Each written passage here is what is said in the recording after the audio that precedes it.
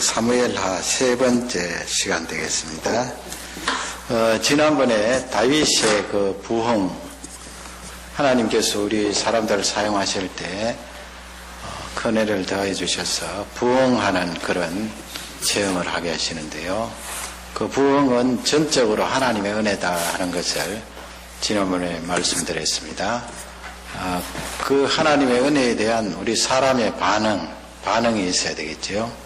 그 반응 첫째가 자신을 낮추는 거라고 그랬습니다. 철저히 낮출 때 그 부흥을 계속해서 체험할 수 있다, 그렇게 말씀드렸고요.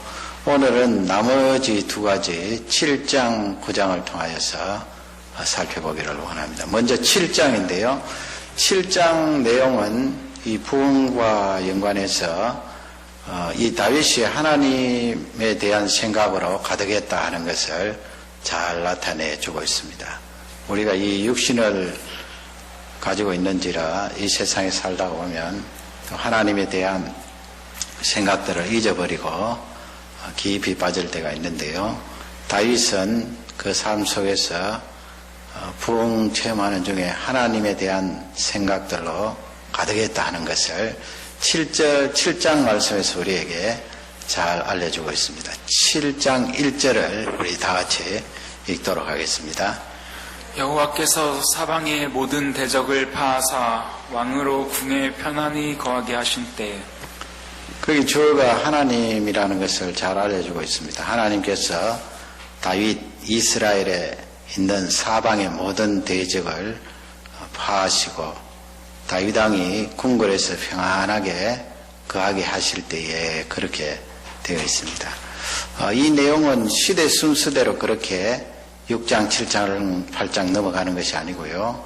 다윗의 통치 뒷부분으로 그렇게 보시면 되겠습니다. 이미 예루살렘을 점령하여서 수도로 삼고 또 궁에 평안히 거하게 하실 때 그렇게 되어 있으니까 다윗 궁을 건축하고 난 뒤에 사건이다 하는 것을 알 수가 있습니다. 그 부흥은 하나님의 전적인 은혜다 하는 귀한 말씀이 되겠습니다. 다윗은 그 은혜로 말미암아 부흥을 체험하고 평안을 체험할 수 있었다, 그런 내용인데요. 2절에 가면 그런 상황 가운데 다윗이 하나님을 많이 생각하고 하나님에 대한 생각으로 꽉 차 있었다는 것을 2절 이하에서 알 수가 있습니다. 2절을 다 같이 읽겠습니다. 왕이 선지자 나단에게 이르되 볼지어다 나는 백향목 궁에 거하거늘 하나님의 궤는 휘장 가운데 있도다. 예루살렘에 다윗 궁전을 세운 거죠. 사실 사울은 이 궁궐이 없었습니다.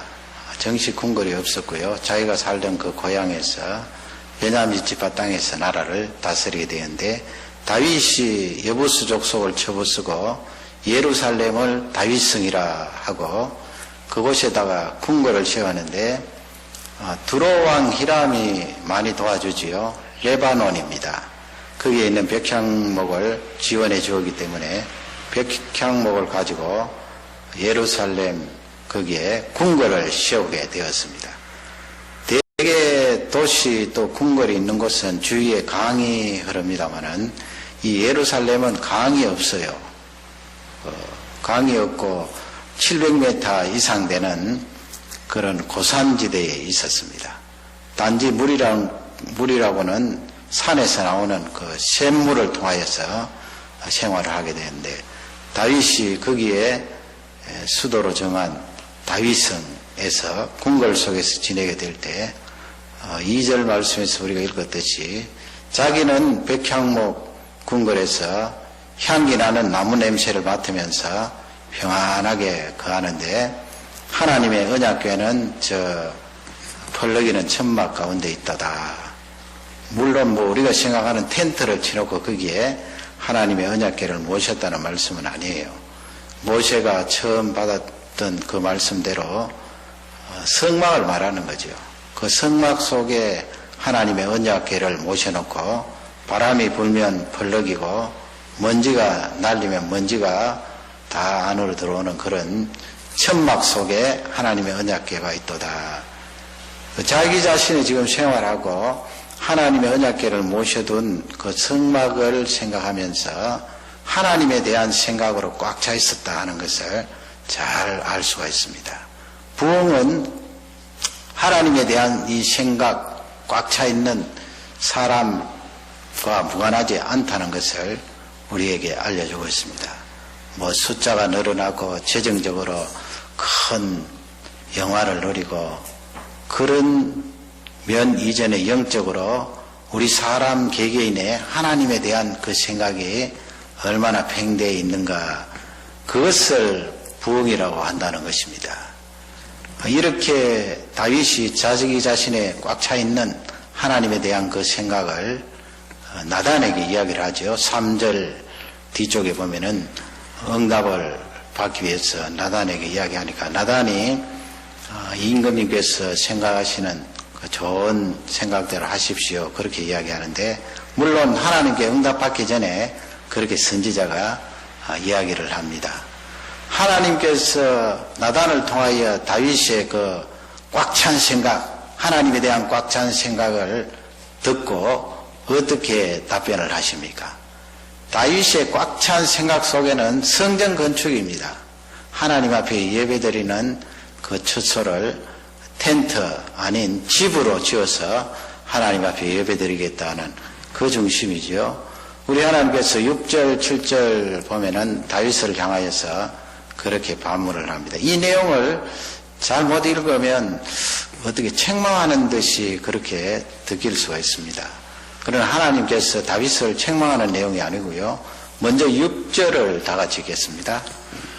내가 이스라엘 자손을 애굽에서 인도하여 내던 날부터 오늘날까지 집에 거하지 아니하고 장막과 해막에 거하며 행하였느니. 그 성막을 지금 하나님께서 태버너클이죠.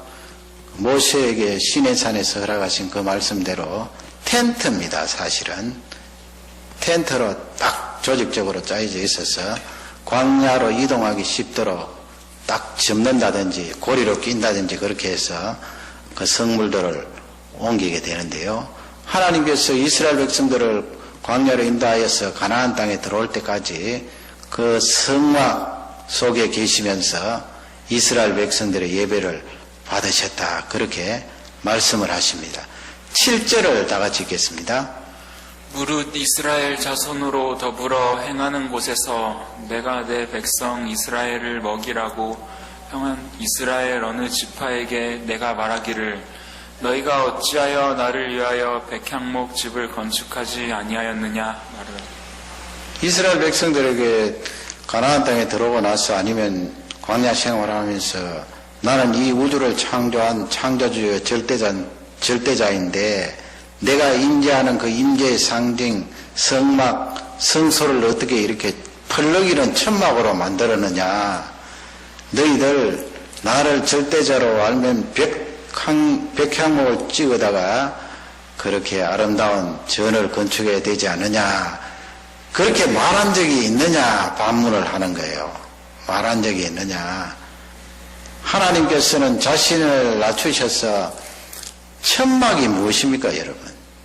그 크신 하나님께서 이스라엘 백성들이 광야에 거니는 그 상황 속에 천막 속에 임재해 계시면서 자신을 낮추셔서 이스라엘 백성들과 함께 하셨다.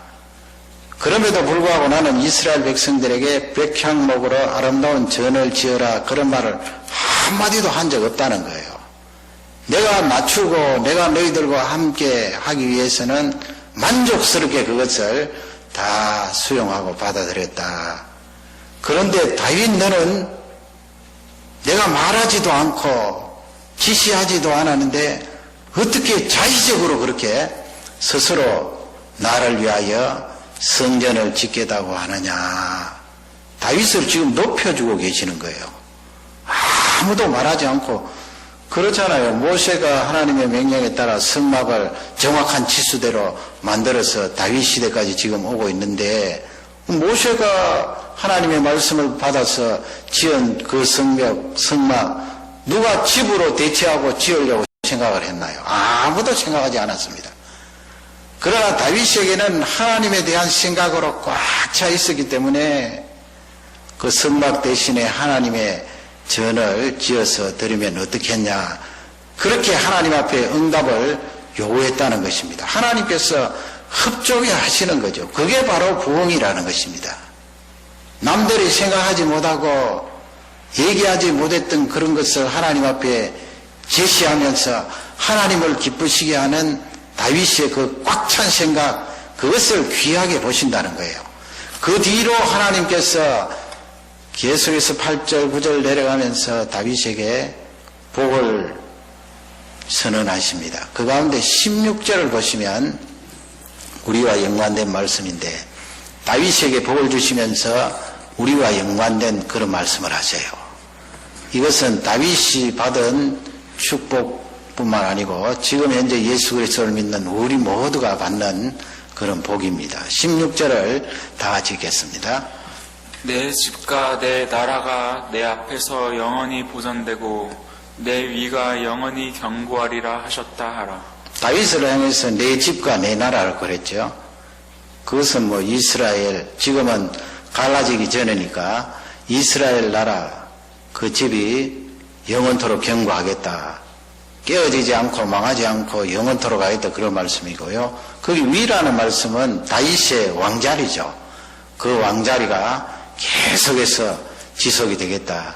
그러나 여러분 성경을 잘 아시는 대로 이스라엘 나라가 망했잖아요. 북쪽은 722년 주전에 폭삭 무너져 앉았고, 남쪽은 언제요?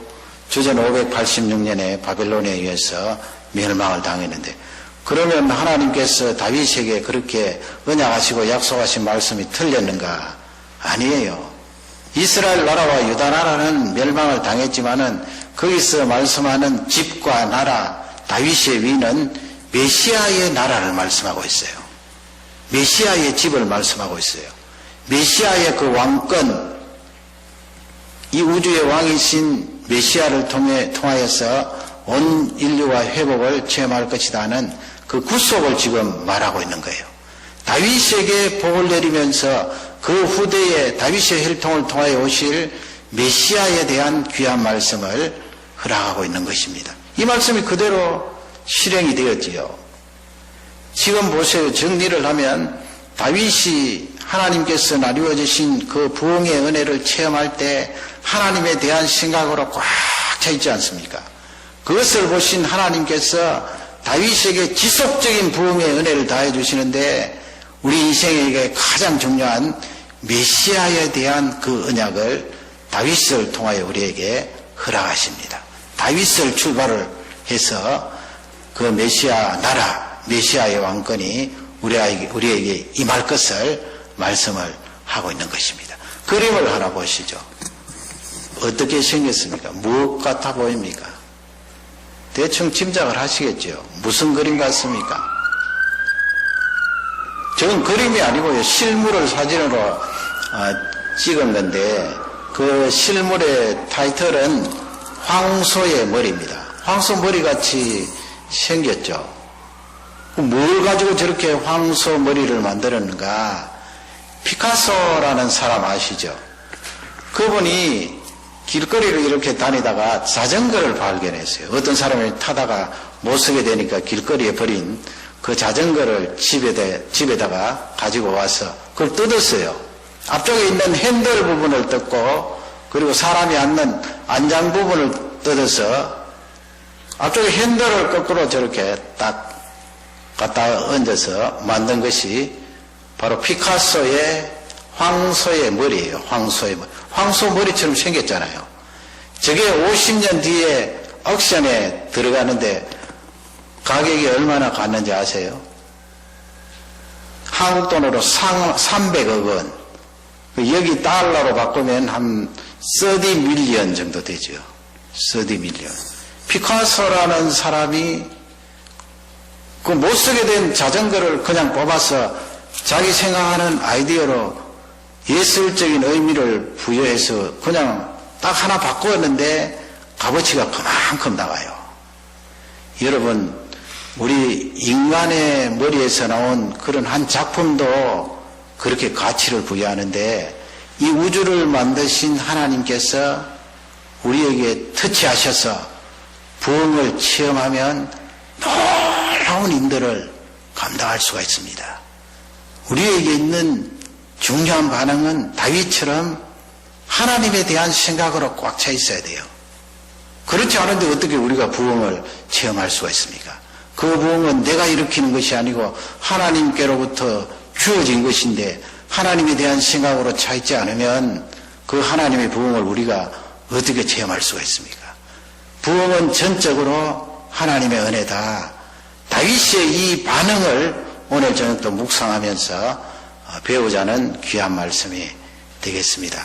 두 번째 이제 사람의 반응에 대해서인데요. 세 번째죠, 사실은. 낮은 자세, 또 하나님에 대한 꽉 찬 생각. 세 번째는 힘을 어떻게 사용하느냐, 그거예요. 하나님께서 우리에게 부흥을 일으키실 때 힘이 있잖아요. 그 힘과 능력을 어떻게 사용하는가, 그것을 9장 말씀에서 우리에게 잘 알려주고 있습니다. 9장 말씀은 7장보다 앞쪽이에요. 시대적으로 보면. 지금 사무엘하가 시대적으로는 고르지 않다고 했습니다. 조금 이렇게 섞여 있다고 했습니다. 저자가 그렇게 의도해서 시대 순으로 기록을 한 것 아니에요. 이 9장 말씀은 다윗 통치 중반 정도 그렇게 되는데요. 거기에 이제 무비보셋이라는 인물이 등장을 합니다. 그 한 사람을 통하여 다윗이 부흥을 체험한 그 힘을 가지고 어떻게 사용하는가, 그것을 우리에게 잘 알려주고 있어요.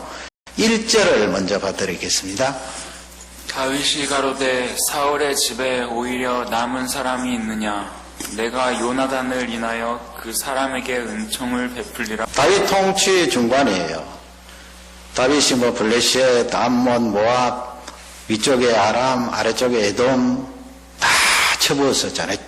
특히 블레셋 지중해 해변 쪽에 있는 블레셋 사람들 쳐부수고요. 온 지역에 있는 족속들을 다 파하고 다윗 왕국을 건설했는데 그 통치 중반이에요. 이렇게 하나님의 부흥을 체험하고 있는 그가 얼마나 힘을 가지고 있어요.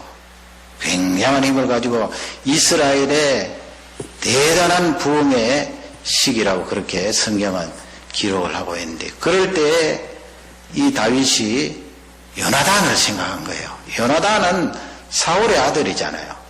다윗은 2대 이스라엘의 왕이고 사울은 1대 이스라엘의 왕인데 하나님께서 2대 임금으로 다윗을 세웠는데, 사울 임금님 때 다윗은 신하였고 그가 죽을 뻔했는데 사울의 아들인 요나단 때문에 목숨을 건지고 광야로 도주를 하게 되었습니다. 그때 요나단과 함께 언약을 맺은 것이 있죠. 요나단이 네가 나라를 차지할 때 내 집을 생각해 달라 그랬어요.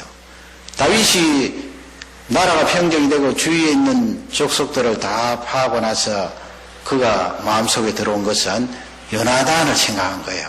이미 세상을 떠났지만은 요나단 그 형과 맺었던 언약이 생각난 것입니다. 그래서 신하들에게 사울의 가문에 살아있는 사람이 있느냐 그렇게 묻는데, 그렇게 묻는 주 핵심은 은총이라는 단어를 쓰잖아요. 내가 그 사람에게 은총을 베풀겠다. 여러분, 구약의 히브리 단어의 은총이라고 할 때는 몇 가지 그런 단어가 있어요. 뭐 은총하면은 즐겁고 좋은 일, 그게 은총이다. 그렇게 풀어서 설명할 수 있고, 그 다음에는 부모님이 자녀들에게, 이렇게 또 선생님이 제자들에게 윗사람이 아랫사람에게 베풀어주는 사랑, 그것도 은총이라 그래요. 세 번째 은총은 무엇인가 하면 헤세드라는 그런 단어예요. 헤세드라는 단어를 들어보셨죠? 헤세드. 그 헤세드는 출애굽기 19장에 나와 있는 대로 하나님께서 어떤 조건을 보시지 않고 이스라엘 백성들을 뽑으셔서 언약을 맺었잖아요.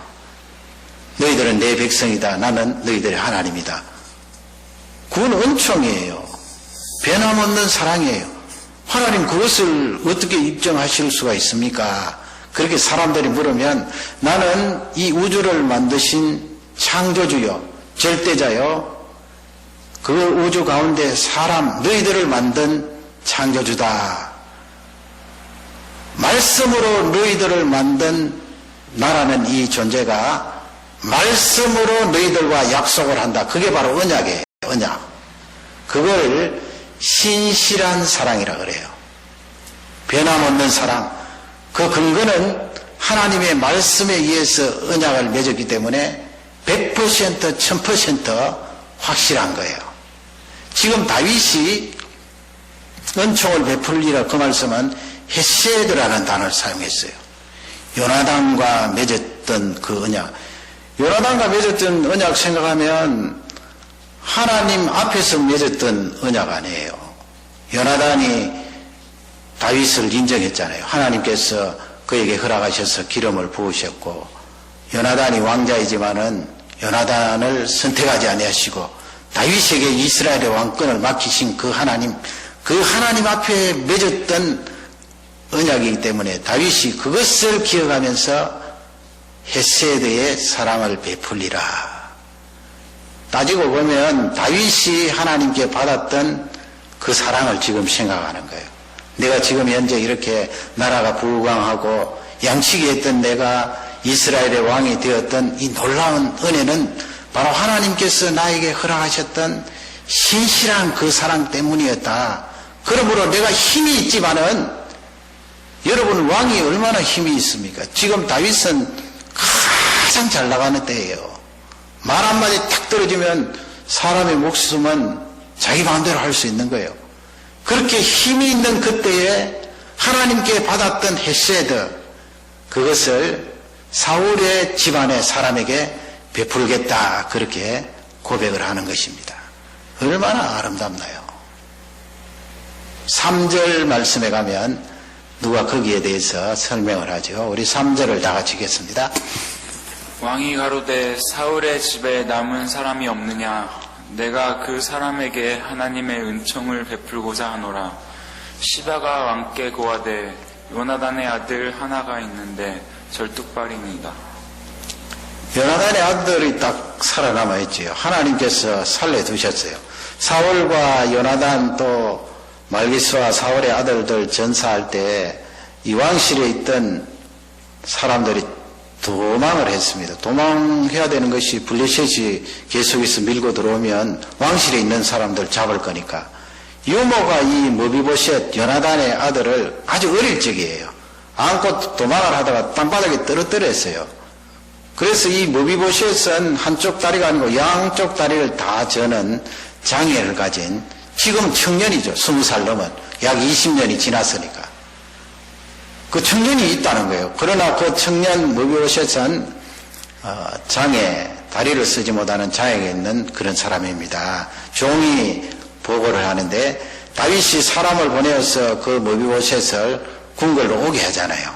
그리고 6절, 7절 보면은 그에게 어떻게 합니까? 6절 먼저 보면 거기 머비보셋이 등장을 합니다. 우리 6절을 다 같이 읽겠습니다. 사울의 손자 요나단의 아들 무비보셋이 다윗에게 나와서 엎드려 절하매 다윗이 가로되 무비보셋이여 하니 대답하되 주의 종이 여기 있나이다.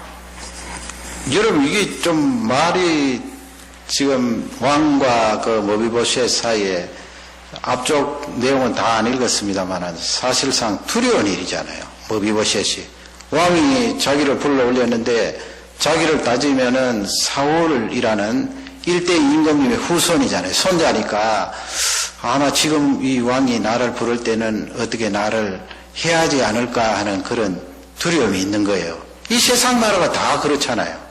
앞쪽에 있었던 임금님 그것이 피가 다를 때는 물론 뭐 이스라엘 백성들 한 핏줄입니다만은 지파가 다르잖아요. 피가 다를 때는 가차없이 처단한다고요.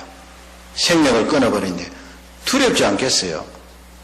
지금 다윗이 머비보셋을 보면서 그의 이름을 부르고 안심시키는 내용이 쭉 나와 있는데 7절 다 같이 읽겠습니다.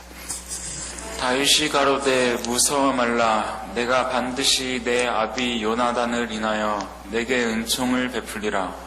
내가 내 조부 사울의 밭을 다 내게 도로 주었고 또 너는 항상 내 상에서 먹을지니라. 참 귀한 은총을 머비보셋에게 베푸는 거예요. 두려워 말라 그러죠. 누구나 왕 앞에 나와봤을 때 자기 생명이 위태로울 수 있다는 생각을 가질 수 있습니다. 다윗은 두려워하지 말라 그러고 그 다음에는 사울의 밭을 다시 주겠다. 땅을 주고요. 그 다음 궁궐에서 네가 나와 함께 같은 상에서 식사를 하겠다. 최고의 대접이죠. 최고의 대접이에요. 여러분 성경에 나오는 요셉이라든지 이런 다윗을 보면은 자기가 힘을 가지고 있을 때 보복할 수 있는 그런 기회가 있었지만은 그 힘을 보복하는 데 사용하지 않았어요. 지금 다윗도 그렇잖아요. 앞쪽에 요셉도 그렇고요. 도리어 약한 자에게 은총을 베풀어주는 그런 귀한 은혜로운 장면을 우리에게 알려주고 있습니다. 하나님께서 우리에게 부흥을 일으키실 때 우리에게 힘을 주는 거예요. 그 힘을 가지고 어떻게 사용할 것인가? 내 마음대로 내 욕심 채우고 내 원풀이 하는데 사용할 것인가? 그러면 큰일 나겠죠. 많은 사람이 다칠 것이고 하나님께서 더 이상 그 부흥을 부어주실 수가 없는 거예요. 잘못 사용하기 때문에. 이 다윗은 자기가 가지고 있는 그 힘을 연약한 자를 위하여 사용한다는 것을 우리에게 잘 알려주고 있습니다. 여러분 이날 저녁에 이 말씀을 드리면 속으로 그렇게 생각할 수도 있어요. 나는 지금 현재 힘도 없고 연약하고 도리어 연약한 자의 쪽에 가까운데 이 말씀이 나한테 무슨 적용이 되는가? 먼 훗날 하나님께서 나에게 부흥을 일으켜 주실 때 나는 그렇게 할 수 있다. 그렇게 적용하면은 하나님의 말씀이 너무 동떨어져 있잖아요. 그래서 이날 저녁에 일본 사람 한 사람 소개하려고 합니다.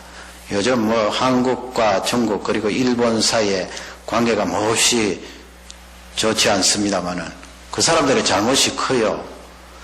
그 일본 사람 가운데 우리보다는 한 세기 앞선 그런 인물인데요. 마쓰시다 고노스케라는 사람 여러분 아십니까? 그 한국 책에도 번역이 된 책이 여러 번 있어요. 마쓰시다 고노스케. 마쓰시다 전기회사라는 아주 큰 회사예요. 이 양반이 경영할 때 한참 잘 나갈 때는 기업이 그 밑에 있었던 기업이 570개 그리고 직원이 19만 명이니까 아주 대기업이죠. 그러면 이분이 그렇게 나이 연령별로 아주 믿는 사람은 아닌데 부흥을 그렇게 체험한 사람인데 20대에 마쓰시다 전기회사를 창립하고 30대, 40대는 굉장히 그렇게 번창한 그런 시기를 보냈고 50대 가서는 그런 기업에 대한 개혁을 일으켰어요. 대단한 사람이에요. 그리고 60대는 문단에 등단을 하고 70대에 가서는 또 파괴주의적인 그런 많은 활동을 하고 80대에 가서는 교육사업을 한 그런 사람이에요. 여러분 이 마쓰시다 정경숙이라는 일본의 유명한 사람 키우는 그런 연구기관이 있습니다. 연구기관이 아니고 사람들을 거기 뽑아서 훈련시키는데 자녀를 가진 우리 부모님들은 한번 그런 내용들을 쭉 살펴볼 필요가 있어요. 마쓰시다 정경숙 하는 유명한 양성기관이 있어요. 인재 키우는 곳인데 말이죠. 기자들이 이 어른에게 와서 그렇게 질문을 했어요. 회장님, 어떻게 해서 이렇게 성공하고 기업을 경영하는데 탁월한 능력을 발휘할 수가 있게 되었습니까? 그렇게 물으니까 그 마쓰시다 회장이 그렇게 답변했어요. 내가 하늘로부터 3가지 받은 것이 있다. 그것이 나를 이렇게 만들었다 그랬어요. 여러분 우리가 하늘로부터 3가지 받은 거 있다 말하면 천부적인 그런 자질을 가지고 태어났구나 그렇게 생각할 수 있죠. 아니면 다윗처럼 하늘로부터 3가지 받았으니까 이렇게 강력한 어떤 하나님이 밀어주심이 있었구나 그렇게 생각할 수 있는데 이분이 말하는 3가지는 하늘로부터 받았다는 3가지가 무엇인가 하면 하나가 약한 거라는 거예요. 자기 이 건강이 약한 거 비실비실했다는 거예요. 내가 너무 태어날 때부터 비실비실했기 때문에 이 건강이 약한 부분을 메꾸기 위해서 열심히 운동을 했다는 거예요. 여러분 배울 점이 있잖아요. 나 이렇게 건강이 약해서 이 세상 어떻게 살아갈 것인가. 태어난 것이 이렇게 약하고 건강이 없는데 내가 무슨 힘으로 이 세상을 살아갈 것인가 그렇게 말하지 않고 이분은 자기 건강을 위해서 열심히 힘썼는데 90세 이상 살았거든요. 90세가 될 때까지 냉수마찰을 하는 거예요. 냉수마찰을. 그 노인이 자신의 건강을 위해서 냉수마찰을. 대단한 거죠. 새벽에 일어나서. 그게 첫 번째고 두 번째는 무식한 거라고. 무식한 거. 이분이 11살 때부터 가게에 가서 점원 노릇했어요. 일했어요. 11살 때부터. 그 어머니와 헤어져서 어머니가 너무 보고 싶어서 눈물을 흘리면서 어머니 그리하고 그랬는데 그 11살 된 소년이 얼마나 힘들겠어요. 그래서 국민학교 초등학교 4학년 때 학교를 중단해야 되겠어요. 더 이상 다니지를 못했어요. 그러니 내가 초등학교 4학년 학교를 그만두고 배우지 못한 그것이 하늘에서 나에게 준 은혜라는 거예요. 왜 그런가? 내가 배우지 못했기 때문에 이 세상에 만나는 모든 사람들은 나의 선생님이라는 거예요. 이 사람도 나의 선생님, 저 사람도 나의 스승님, 모두 다 나의 스승님이에요. 그러니 그런 자세로 이 세상을 사니까 얼마나 많은 사람들이 나의 스승인가. 그 사람들을 통하여서 다 배웠다는 거예요. 그게 밑거름이 되어서 오늘 이 마쓰시다 큰 회사를 만들 수 있게 되었다. 마지막 하나가 뭐겠어요? 가난이라는 거예요. 가난. 내가 너무 못 사는 이 어린 시절, 못 살았던 어린 시절, 가난했던 어린 시절, 이것이 하늘에서 나에게 주신 은혜라는 거예요. 내가 만일에 어린 시절에 잘 살고 다른 사람들처럼 떵떵거리며 살았더라면 이런 큰 기업을 이룰 수가 없었다는 거예요. 하늘이 나에게 주신 은혜라는 거예요. 너무너무 가난했기 때문에 내가 열심히 일하면 잘 살 수 있다 하는 그 생각으로 인생을 살았기 때문에 이런 큰 기업을 이룰 수가 있게 되었다. 여러분, 이분은 일반 은총으로 하나님께 복을 받았잖아요. 믿는 사람은 아니지만. 그럼 우리 믿는 사람은 뭐예요? 다윗 말씀 전할 때 다윗은 임금님이니까 그에게 하나님께서 힘을 실어 주셨으니까 그 힘을 가지고 연약한 자에게 밀어주고 은총을 베풀었지. 그렇게 적용하고 끝날 것이 아니라는 거예요. 지금 현재 하나님께서 나에게 주신 그 모든 여건들도 마쓰시다 회장님이 믿지 않는 사람이 고백한 거지만은 하나님이 나에게 주신 은혜라고 생각하면 굉장한 강점이잖아요. 얼마나 귀한 말씀이에요. 여러분, 우리는 살아계신 하나님을 모시고 사는 존재입니다. 절망은 없지요. 절망이 어디 있습니까? 나를 집중하고 나를 묵상하고 나를 생각하기 때문에 자꾸 절망이 찾아오는 거지요. 하나님을 모시고 있는 나라는 이 존재가 어떤 상황 여건이든지 하나님의 은혜로 체험할 수가 있고 그것은 결국은 부흥으로 이어지는 통로가 될 수 있음을 우리에게 잘 알려주고 있습니다. 이것이 복음이요 성경 말씀이 우리에게 알려주시는 귀한 메시지가 되겠습니다. 이 다윗의 부흥의 체험을 우리도 체험하고 하나님 앞에 귀하게 쓰임받는 능력의 종들이 되시기를 주님의 이름으로 축원합니다.